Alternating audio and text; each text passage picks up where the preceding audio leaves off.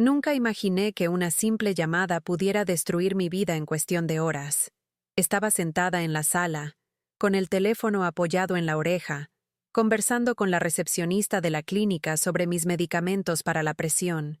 Fue cuando me preguntó si vivía sola, y yo, ingenuamente, respondí que no, que vivía con mi hijo Enrique, que a pesar de sus problemas de columna, hacía algunos trabajos ocasionales como electricista para complementar su subsidio por enfermedad. Me di cuenta de mi error demasiado tarde. El silencio al otro lado de la línea debería haberme alertado. Aquella información inocente, dicha sin maldad, sería el detonante del infierno que estaba por venir. Yo, Carmen Morales, a los 67 años, estaba a punto de descubrir que para mi propia familia no era más que una vieja prescindible. Cuando colgué el teléfono, sentí una opresión en el pecho, una mala intuición.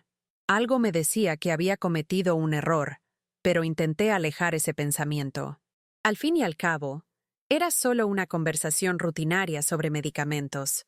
Continué mi día como siempre. Preparé el almuerzo, limpié la casa, separé la ropa para lavar. La casa de mi hijo Enrique no era grande, pero me esforzaba por mantenerla en orden. Desde que mi marido falleció, hace 5 años, vine a vivir con ellos. Al principio, la idea era temporal, solo hasta que me recuperara del duelo. Pero los meses se convirtieron en años, y allí estaba yo, invisible en la rutina de aquella casa, útil solo para cocinar, limpiar y cuidar de los nietos. Aquel día, sin embargo, algo en el aire me decía que todo estaba a punto de cambiar. El teléfono sonó nuevamente a media tarde. Era del Seguro Social. Querían hablar con Enrique urgentemente. 3 semanas después, la bomba explotó. Una carta oficial llegó informando de la suspensión del subsidio de Enrique por sospecha de fraude. Alguien había denunciado que trabajaba informalmente mientras recibía el subsidio por enfermedad. Cuando Verónica, mi nuera, abrió aquel sobre, sus ojos se transformaron. Leyó en voz alta, con las manos temblando, y luego me miró con un odio que jamás había visto antes. «Fuiste tú, ¿verdad? Tú y tu bocota», gritó, tirando la carta sobre la mesa. Intenté explicar, decir que no tenía intención, que fue solo un comentario inocente, pero ella no quería escuchar. Enrique llegó poco después, y bastó una mirada de Verónica para que entendiera la situación. Mi propio hijo no dijo una palabra en mi defensa, solo bajó la cabeza y murmuró, «¿Cómo pudiste, mamá?». Aquella noche fue la primera de muchas en que cené sola en mi habitación. El silencio de la casa era ensordecedor. Podía oír los susurros en la sala, las acusaciones, los planes sobre qué harían ahora sin el dinero del subsidio. Intenté dormir, pero las lágrimas no dejaban de correr. ¿Cómo explicar que no tuve intención? ¿Cómo hacerles entender que jamás perjudicaría a mi propio hijo? Lo peor no era su enojo, sino la certeza de que, en el fondo, siempre fui solo una intrusa en aquella casa. Una vieja que ocupaba espacio, que consumía recursos y que ahora se había convertido en un problema aún mayor. Por la rendija de la puerta, vi a Blanca, mi nieta de 17 años, pasar por el pasillo. Nuestras miradas se cruzaron por un segundo, y lo que vi en sus ojos me rompió por dentro. Desprecio, puro y simple desprecio. A la mañana siguiente, la rutina cambió drásticamente. Nadie me dirigía la palabra.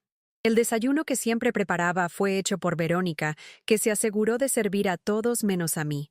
Cuando intenté tomar una taza, ella dijo, sin mirarme, «Hay poco café. No alcanza para todos». Tragué saliva y volví a mi habitación. Más tarde, cuando fui a limpiar la sala, encontré a Blanca sentada en el sofá, revisando su celular. «No necesitas limpiar aquí. Nadie te lo pidió», dijo ella, sin quitar los ojos de la pantalla. «Solo estoy tratando de ayudar, querida», respondí, intentando mantener la calma. Fue cuando levantó la cara y dijo las palabras que marcarían el inicio del fin. «¿Ayudar?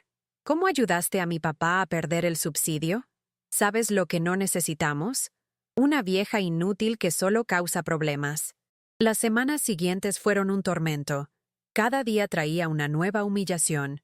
Verónica comenzó a hacer reuniones familiares para discutir las finanzas, siempre cuando yo estaba cerca, pero nunca incluyéndome. Vamos a tener que recortar gastos, decía ella, mirándome significativamente. Hay gente aquí que no contribuye con nada y encima perjudica a quienes trabajan. Enrique solo asentía con la cabeza, evitando mi mirada. Mi propio hijo, aquel niño que crié sola después de que su padre nos abandonara, que alimenté con el sudor de mi trabajo como costurera, ahora me trataba como una extraña indeseada. Por la noche, podía oír las discusiones en su habitación. Verónica insistiendo en que debería irme, que ya no tenían condiciones para mantenerme. Enrique, en su silencio cómplice, nunca me defendía. Lo peor era cuando Natalia, la hermana de Verónica, venía de visita. Siempre tuvo una mirada de desprecio hacia mí, desde el principio. Ahora, con la situación del subsidio, encontró la munición perfecta. Tu suegra es realmente un problema, ¿eh? Decía ella, lo suficientemente alto para que yo escuchara desde la cocina. Imagínate denunciar a tu propio hijo. En mis tiempos, los viejos sabían cuál era su lugar.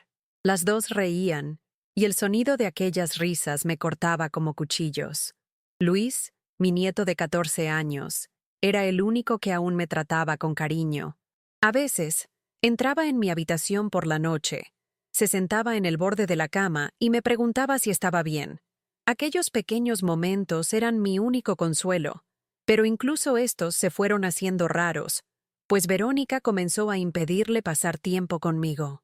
No quiero que estés cerca de ella, la oí decir una vez. Los viejos así solo enseñan cosas malas. Un día, mientras lavaba los platos del almuerzo, oí una discusión en la sala. Era Luis defendiéndome. La abuela no lo hizo a propósito, gritaba él. Están siendo injustos. El sonido de una bofetada cortó el aire, seguido por el silencio. Corrí a la sala y vi a Luis con la mano en la cara, los ojos llenos de lágrimas, y a Verónica de pie frente a él, furiosa. «Nunca más me levantes la voz», gritó ella. Cuando intenté intervenir, Enrique finalmente habló, pero no en mi defensa. «Mamá, no te metas. Esto es entre nosotros y nuestro hijo. Nuestro hijo. Como si yo no fuera parte de aquella familia. Como si no tuviera el derecho de proteger a mi propio nieto». Aquella noche, lloré hasta quedarme dormida, con la certeza de que me había convertido en una extraña en la vida de las personas que más amaba. La gota que colmó el vaso llegó una tarde de domingo. Estábamos todos en casa, un silencio pesado flotando en el aire como siempre. Blanca estaba en la sala con dos amigas, hablando alto, riendo, como si yo no existiera. Pasé junto a ellas cargando una cesta de ropa limpia que acababa de doblar.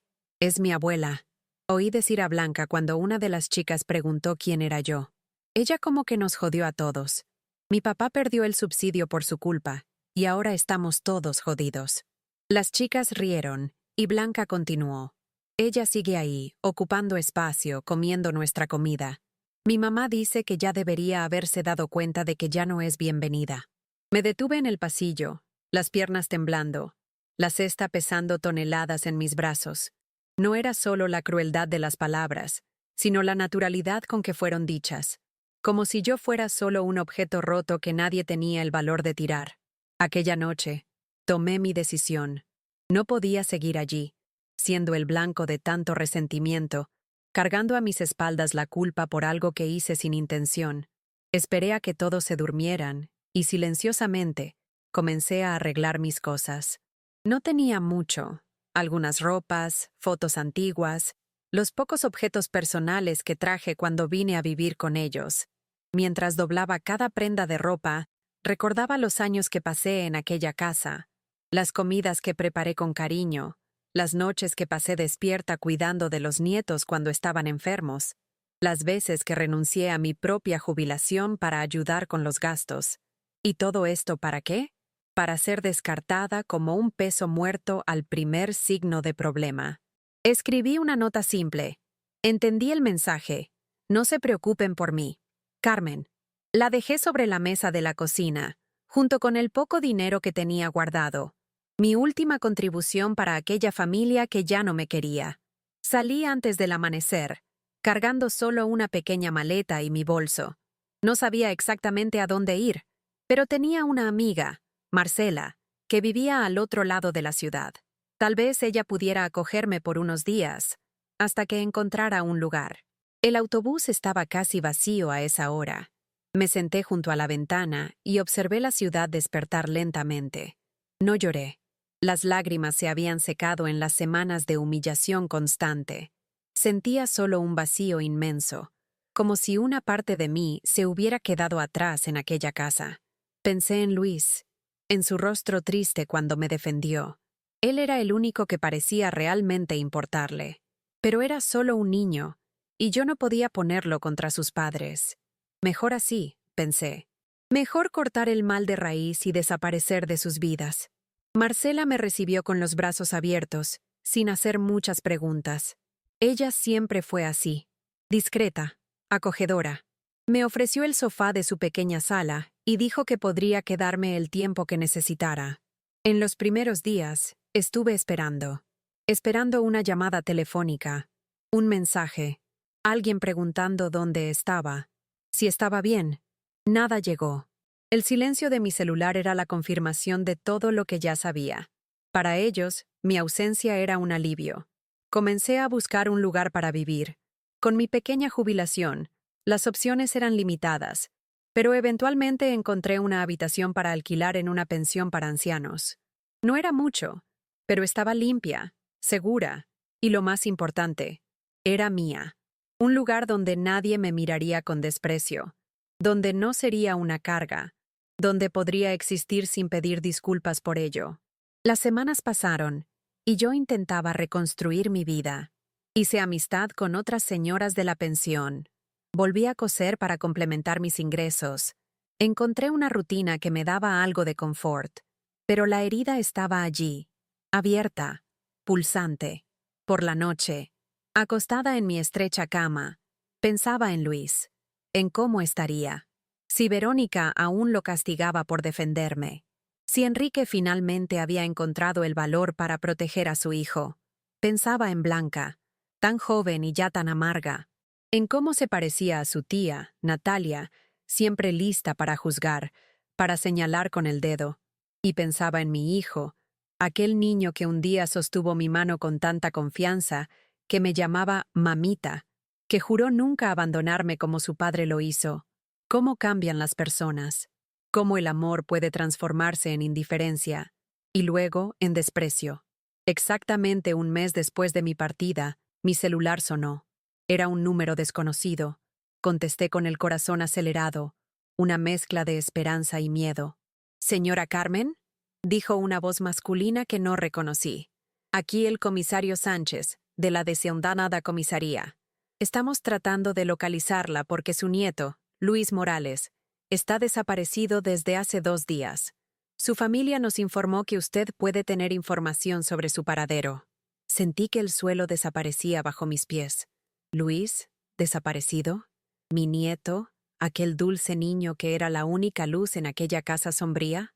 «No sé nada», respondí, con voz temblorosa. «No hablo con mi familia desde hace un mes. El comisario me pidió que me presentara en la comisaría de todos modos. Tal vez pudiera ayudar de alguna forma». Colgué el teléfono y me quedé paralizada, tratando de procesar la información. Luis había desaparecido. Y ahora, después de un mes de silencio absoluto, se acordaban de mí. En la comisaría, encontré a Enrique y Verónica. Mi hijo parecía haber envejecido 10 años en un mes. Ojeras profundas, barba sin afeitar, los hombros caídos. Verónica estaba pálida, los ojos rojos de tanto llorar. Cuando me vio, vino hacia mí, pero no para abrazarme o pedir disculpas. «¿Dónde lo escondiste?», preguntó, con voz cargada de acusación. «¿Qué hiciste con mi hijo?». Me quedé atónita. ¿Ellos pensaban que yo tenía algo que ver con la desaparición de Luis? ¿Que me lo había llevado conmigo en algún tipo de venganza enfermiza? El comisario intervino, pidiendo calma. Explicó que estaban investigando todas las posibilidades y que me habían llamado solo para ayudar, no como sospechosa. Pero la mirada de Verónica lo decía todo. Para ella, yo era culpable hasta que se demostrara lo contrario. El comisario nos llevó a una sala reservada y comenzó a hacer preguntas. ¿Cuándo se vio a Luis por última vez? ¿Tenía amigos cercanos? ¿Había discutido con alguien? Poco a poco, la historia fue desenvolviéndose. Luis había tenido una discusión seria con sus padres 2 días antes. Según Enrique, el niño seguía defendiendo a la abuela y diciendo que todos estaban siendo injustos conmigo. La discusión escaló, y Verónica, en un momento de ira, dijo que él podría ir a vivir con la vieja ingrata si tanto le gustaba. Luis salió de casa aquella noche y no regresó. Inicialmente pensaron que había ido a casa de algún amigo, pero cuando comenzaron a llamar y nadie sabía de él, el pánico se instaló. Y ahora estaban allí, acusándome de haberlo secuestrado. Salí de la comisaría con el corazón pesado, no solo por la desaparición de Luis, que me preocupaba profundamente, sino por la facilidad con que me convertí en villana. Ni por un segundo consideraron que yo también estaba sufriendo, que yo también amaba a aquel niño. En el camino de regreso a la pensión, una idea comenzó a formarse en mi mente. Luis siempre fue un niño sensible, observador. Él veía lo que pasaba en aquella casa, la forma en que me trataban, y había sido el único en defenderme. ¿Y si hubiera intentado buscarme? Pero, ¿cómo? Él no sabía dónde estaba yo. Nadie lo sabía, excepto Marcela. Tomé el teléfono y llamé a mi amiga. Marcela, por casualidad un niño de 14 años, delgado, cabello castaño, ¿apareció en tu casa preguntando por mí? El silencio al otro lado de la línea fue respuesta suficiente. Marcela confesó que Luis había aparecido en su puerta 3 días antes. Estaba desesperado, queriendo saber dónde estaba yo. Dijo que ya no aguantaba más vivir en aquella casa, que desde que me fui todo había empeorado. Marcela, preocupada, no quiso dar mi dirección, pero prometió que me avisaría. Luis se fue destrozado, y ella no supo más de él. ¿Por qué no me lo contaste?, pregunté angustiada. Pensé que era un problema familiar, Carmen. No quise meterme. Problema familiar. Como si familia fuera sinónimo de sufrimiento, de silencio, de omisión. Colgué y comencé a pensar. Si Luis había buscado a Marcela, estaba tratando de encontrarme. Pero, ¿a dónde habría ido después? Intenté ponerme en su lugar. Un niño de 14 años, solo en la ciudad, sin dinero, sin apoyo. Y entonces recordé. El parque. Había un parque cerca de la casa de Enrique, donde solía llevar a Luis cuando era pequeño. Incluso después de crecer, a él todavía le gustaba ir allí, especialmente cuando estaba disgustado. Era nuestro lugar especial, donde conversábamos sobre todo y nada. Tomé un autobús y fui hasta allí, con el corazón latiendo fuerte en el pecho. El parque estaba casi vacío a esa hora de la tarde. Caminé por los senderos familiares, mirando en cada banco, en cada rincón. Y entonces, cerca del lago, vi una figura encogida en un banco. Incluso desde lejos, reconocí aquellos hombros caídos, aquella postura. Luis, mi nieto. Vivo, sano y salvo. Me acerqué despacio, con miedo de asustarlo. Cuando estaba a pocos metros, llamé su nombre.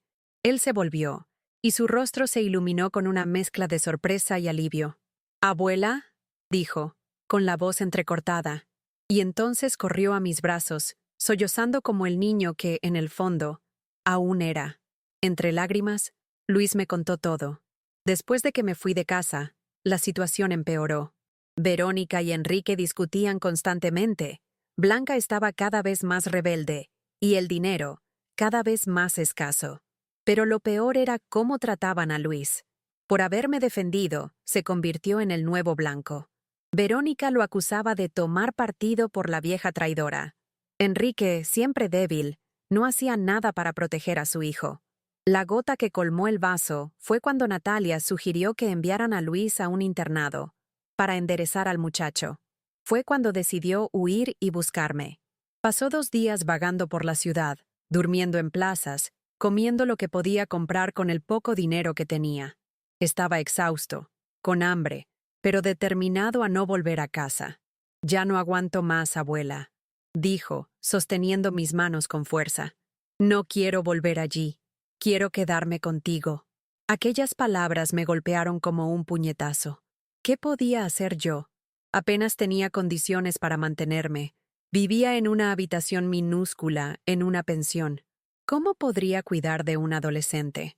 Por otro lado, ¿cómo podría enviarlo de vuelta a aquella casa, donde era maltratado por defenderme?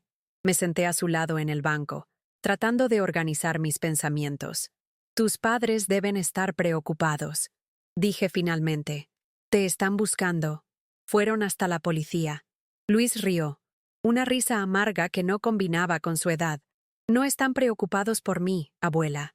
Están preocupados por lo que los demás van a pensar, por el escándalo. Siempre fue así. Y luego, mirándome directamente a los ojos, si me mandas volver, me escaparé de nuevo. Y esta vez, nadie me encontrará. En aquel momento, tomé mi decisión. No podía abandonar a Luis como fui abandonada. No podía enviarlo de vuelta a un ambiente tóxico, donde su lealtad hacia mí era castigada diariamente. Pero tampoco podía simplemente llevarlo conmigo. Sería considerado secuestro. Necesitaba hacer las cosas de la manera correcta. Vamos a hacer lo siguiente, le dije, sosteniendo sus manos. Voy a llamar a tus padres y decirles que estás conmigo, que estás bien. Y luego, vamos a conversar, todos juntos, y encontrar una solución. Pero te prometo, Luis, te prometo por mi vida, que no dejaré que sufras más. De una manera u otra, voy a protegerte. Él me miró, los ojos llenos de lágrimas y de confianza. Una confianza que yo no iba a traicionar. La reunión fue programada para esa misma noche, en la comisaría. Terreno neutral, como dicen. Cuando llegué con Luis, Enrique y Verónica ya estaban allí, junto con el comisario Sánchez. La expresión de alivio en sus rostros al ver a su hijo fue rápidamente reemplazada por ira cuando me vieron. «¡Lo sabía!», gritó Verónica, señalándome con el dedo. «Sabía que estabas detrás de esto. Lo secuestraste para vengarte de nosotros». Luis se colocó delante de mí, protegiéndome con su cuerpo delgado de adolescente. «Ella no hizo nada», gritó en respuesta. «Yo escapé. Yo la busqué. Porque ustedes me tratan como basura desde que ella se fue. Porque a ustedes no les importo». El silencio que siguió fue ensordecedor. Enrique miraba a su hijo como si lo viera por primera vez. Verónica abrió y cerró la boca, sin poder formar palabras. El comisario Sánchez, un hombre experimentado que parecía haber visto de todo en su carrera, sugirió que conversáramos en privado. Nos llevó a una sala de reuniones y luego salió, dejándonos solos para resolver nuestros problemas. Durante algunos minutos, nadie habló. Luis se sentó a mi lado, sosteniendo mi mano con fuerza. Enrique y Verónica se quedaron al otro lado de la mesa, como adversarios en un tribunal. Finalmente, tomé valor y rompí el silencio. «No vine aquí para pelear», comencé, con la voz más firme de lo que esperaba. «Vine porque amo a mi nieto y quiero lo mejor para él. Y en este momento, lo mejor no es volver a una casa donde es maltratado por defenderme». Verónica intentó interrumpir, pero levanté la mano, pidiendo silencio. «Déjame terminar. Sé que están enojados conmigo. Sé que me culpan por lo que pasó con el subsidio, y tal vez realmente cometí un error. Pero la forma en que reaccionaron, cómo me trataron, cómo trataron a Luis, eso no tiene excusa». Enrique finalmente habló, con voz baja, cansada. «¿Qué quieres, mamá? ¿Llevarte a mi hijo? ¿Es eso? ¿Tu venganza?» Miré a mi hijo, este hombre que un día fue mi niño, y sentí una mezcla de tristeza y decepción. No se trata de venganza, Enrique. Se trata de proteger a Luis, de darle lo que ustedes no le están dando: respeto, cariño, seguridad emocional. Verónica soltó una risa seca. «¿Y tú crees que puedes darle eso? ¿Una vieja sin casa, sin dinero? Al menos nosotros tenemos un techo que ofrecerle». Fue cuando Luis explotó. «Un techo donde soy humillado todos los días. Donde la tía Natalia dice que debería ir a un internado. Donde tú, mamá, me golpeaste porque defendí a la abuela. Prefiero vivir en la calle a volver allí». Las palabras de Luis cayeron como bombas en la sala. Verónica palideció. Enrique bajó la cabeza. Por un momento pensé haber visto vergüenza en sus ojos. Pero conocía bien a mi hijo. La vergüenza nunca duraba mucho. Pronto sería reemplazada por justificaciones, por excusas. Y fue exactamente lo que sucedió. Tú no entiendes, Luis, dijo él, tratando de sonar razonable. Estamos pasando por dificultades desde que perdí el subsidio. Todos estamos estresados. Decimos cosas que no queremos decir. Luis lo interrumpió. ¿Y por eso está bien tratarme como basura? ¿Está bien dejar que la tía Natalia sugiera mandarme lejos? ¿Está bien que mamá me golpee porque defendí a la abuela? Silencio nuevamente. Ni Enrique ni Verónica tenían respuestas para esas preguntas. Fue cuando tomé la decisión más difícil y al mismo tiempo más obvia de mi vida. Quiero la custodia temporal de Luis, dije, sorprendiendo a todos, incluso a mí misma. Hasta que ustedes resuelvan sus problemas, hasta que puedan ofrecerle un ambiente saludable. Verónica se levantó, furiosa. ¿Estás loca? ¿Realmente crees que vamos a entregarte a nuestro hijo?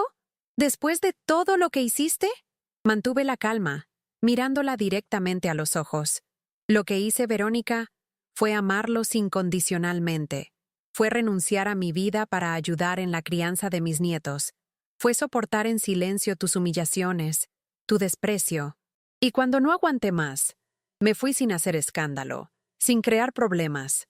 Ahora, estoy aquí porque Luis me necesita. Y no voy a abandonarlo como ustedes me abandonaron.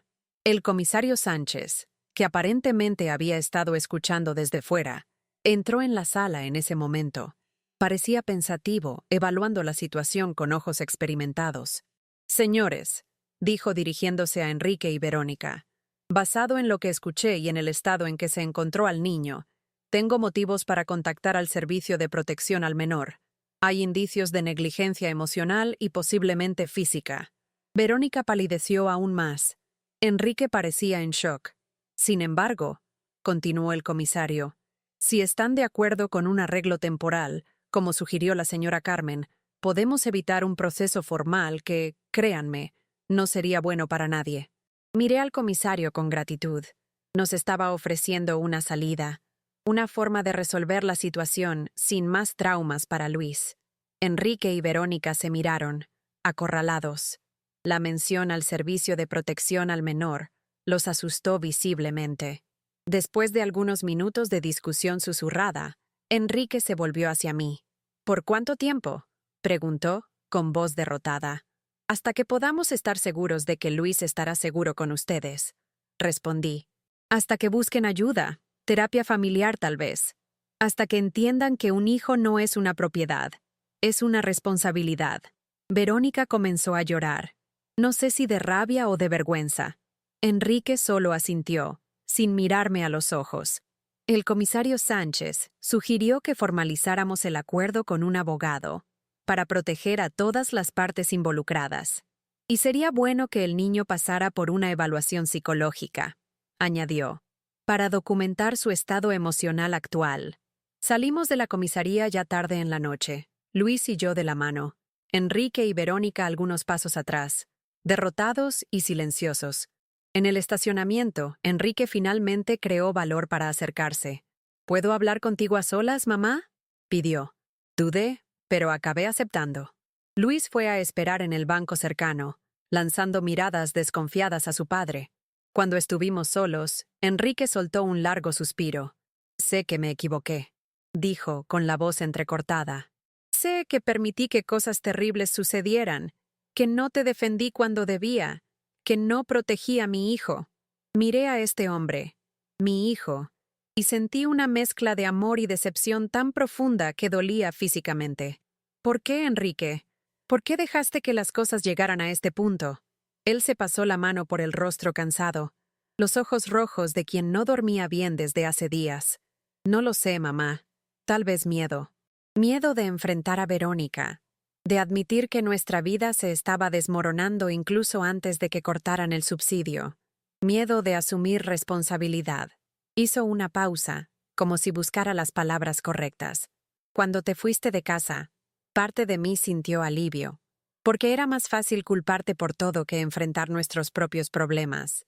Pero entonces Luis comenzó a cuestionar, a señalar nuestra hipocresía, y no lo soportamos. Es más fácil silenciar a quien nos muestra nuestros errores que admitirlos. Me quedé en silencio, absorbiendo sus palabras. Había sinceridad en ellas, pero también una debilidad que conocía bien. Enrique siempre fue así, capaz de reconocer sus errores, pero raramente dispuesto a corregirlos. «Cuídalo bien», dijo Enrique finalmente, mirando a Luis a lo lejos. «Él merece más de lo que pudimos darle». Asentí, sintiendo un nudo en la garganta. «Lo cuidaré, pero espero que un día puedan ser la familia que él merece». Enrique asintió, con lágrimas en los ojos, y luego se alejó, volviendo a donde Verónica esperaba. Los observé entrar en el coche y partir. Sentimientos contradictorios consumiéndome. No había victoria allí, solo la triste constatación de que a veces, amar a alguien significa protegerlo incluso de aquellos que deberían amarlo incondicionalmente. Volví con Luis, que me esperaba ansioso. «¿Está todo bien?», preguntó preocupado. Sonreí, pasando el brazo por sus hombros delgados. «Todo estará bien ahora», respondí. «Lo prometo». En las semanas siguientes, Luis y yo nos adaptamos a nuestra nueva vida. Mi pequeña habitación en la pensión obviamente no era adecuada para los dos, así que usé mis ahorros para alquilar un apartamento minúsculo, pero limpio y ventilado. 2 habitaciones, una sala-cocina, un baño. No era lujoso, pero era nuestro. Luis volvió a la escuela, y yo volví a coser a tiempo completo, aceptando encargos de arreglos y pequeñas confecciones. El dinero era escaso, pero nos las arreglábamos. Lo más importante era que, por primera vez en mucho tiempo, había paz. No necesitábamos andar de puntillas, temiendo la próxima explosión, la próxima humillación. Podíamos conversar abiertamente, reír sin miedo, existir sin pedir disculpas por ello. Luis comenzó a abrirse conmigo sobre lo que había pasado en los últimos meses, sobre cómo Verónica lo aislaba, cómo Blanca lo provocaba constantemente, cómo Natalia sugería medidas drásticas para corregir su comportamiento. Un mes después de nuestra mudanza, recibimos la visita de la trabajadora social designada por el juez para acompañar nuestro caso. Ella inspeccionó el apartamento, conversó largamente con Luis, hizo preguntas sobre nuestra rutina, nuestra situación financiera. Al final, parecía satisfecha. «Se están adaptando bien», dijo, sonriendo. «Luis parece mucho más tranquilo que cuando lo vi por primera vez». Era verdad. Las ojeras habían desaparecido. Sonreía más. Incluso estaba engordando un poco, resultado de las comidas regulares y del ambiente sin estrés. «¿Y sus padres?», pregunté, tratando de sonar casual. La trabajadora social consultó sus notas. «Están asistiendo a terapia familiar, como ordenó el juez. El padre parece comprometido.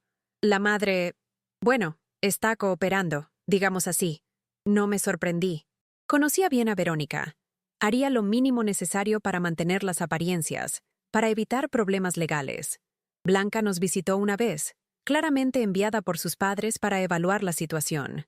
Se sorprendió al ver nuestro pequeño apartamento limpio y organizado, con plantas en las ventanas y dibujos de Luis en las paredes. «Pensé que estarían viviendo en algún agujero», dijo, con la sinceridad brutal de los adolescentes. Luis, que se había vuelto más asertivo desde que salimos de aquella casa, respondió: «Prefiero un apartamento pequeño donde soy respetado que una casa grande donde soy tratado como basura». Blanca no respondió, pero noté algo en sus ojos, una mezcla de envidia y confusión. Tal vez ella también estaba cansada de aquel ambiente tóxico, pero, a diferencia de Luis, había elegido adaptarse a él, convirtiéndose en parte del problema. Antes de irse, me abrazó torpemente. «Perdón por lo que dije antes, abuela», murmuró, tan bajo que casi no la oí. Fue la primera vez que sentí una pizca de esperanza por ella. 6 meses pasaron. La custodia temporal fue extendida, con la aprobación del juez, que consideró que Luis estaba prosperando bajo mi cuidado. Enrique nos visitaba regularmente, siempre solo, siempre un poco incómodo, pero visiblemente feliz por ver a su hijo bien. Verónica mantenía distancia, limitándose a llamadas telefónicas cortas y formales con Luis. Natalia, afortunadamente, desapareció de nuestras vidas. En una tarde de domingo, mientras Luis y yo preparábamos el almuerzo juntos, una tradición que habíamos establecido, él de repente dejó de cortar las verduras y me miró seriamente. «Abuela», dijo, «¿crees que algún día volveremos a ser una familia? ¿Tú, yo, papá, mamá, Blanca?» La pregunta me tomó por sorpresa. Puse la cuchara de madera sobre la estufa y me senté, indicándole que hiciera lo mismo. «Luis», comencé, eligiendo cuidadosamente mis palabras. «Familia no es solo quien comparte la misma sangre o el mismo techo. Familia son las personas que te hacen sentir seguro, amado, respetado, que te apoyan cuando estás en lo correcto y te corrigen, con amor, cuando te equivocas, que nunca usan tu amor contra ti». Hice una pausa, viendo sus ojos atentos fijos en mí. «Tu padre lo está intentando. Está trabajando en sus errores, buscando ayuda. Eso es bueno. Es valiente. Tu madre y tu hermana, bueno, ellas tienen su propio camino que recorrer. No sé si algún día todos viviremos juntos nuevamente, pero sé que, no importa lo que pase, tú y yo somos una familia pequeña, imperfecta, pero real». Luis sonrió, aquella sonrisa que iluminaba todo su rostro y me recordaba al niño que aún era, a pesar de todo lo que había pasado. «¿Sabes, abuela?», dijo, volviendo a cortar las verduras. «Antes me daba vergüenza llevar amigos a casa. Tenía miedo de lo que verían, de lo que escucharían. Ahora, quiero traer a todos. Quiero que vean cómo es vivir en un lugar donde nadie grita, donde nadie te hace sentir pequeño». Sentí que mis ojos se llenaban de lágrimas, pero eran lágrimas buenas, de gratitud, por todo lo que habíamos pasado, por todo lo que habíamos superado, y por el futuro que ahora podíamos vislumbrar, un futuro donde el ciclo de dolor y resentimiento había sido roto. Aquella noche, después de que Luis se fue a dormir, me senté en el pequeño balcón de nuestro apartamento, observando las luces de la ciudad. Pensé en cómo la vida da vueltas, en cómo los papeles se invierten. Un año antes, yo era la anciana silenciosa que vivía en casa de mi hijo, invisible, servil, descartable. Ahora, era la guardiana, la protectora, la matriarca de una nueva configuración familiar. No por venganza, como Verónica había sugerido, sino por amor, por necesidad. Porque a veces, la familia que elegimos es más verdadera que aquella en la que nacimos. Porque a veces, es necesario perderlo todo para encontrar lo que realmente importa. Porque a veces, la mayor prueba de amor es tener el coraje de decir «basta» y comenzar de nuevo, incluso cuando el futuro parece incierto y aterrador. Luis y yo no sabíamos qué nos reservaba el futuro. Si Enrique completaría su proceso de transformación y se convertiría en el padre que Luis merecía. Si Verónica algún día superaría su resentimiento y celos. Si Blanca encontraría su propio camino fuera de aquel ciclo tóxico. Pero sabíamos que, pasara lo que pasara, ya no estaríamos solos. Nos teníamos el uno al otro. Y eso, descubrí a los 67 años, era más de lo que muchas personas tienen en toda una vida. No era el final feliz que había imaginado para mi vejez. Era algo diferente, algo inesperado.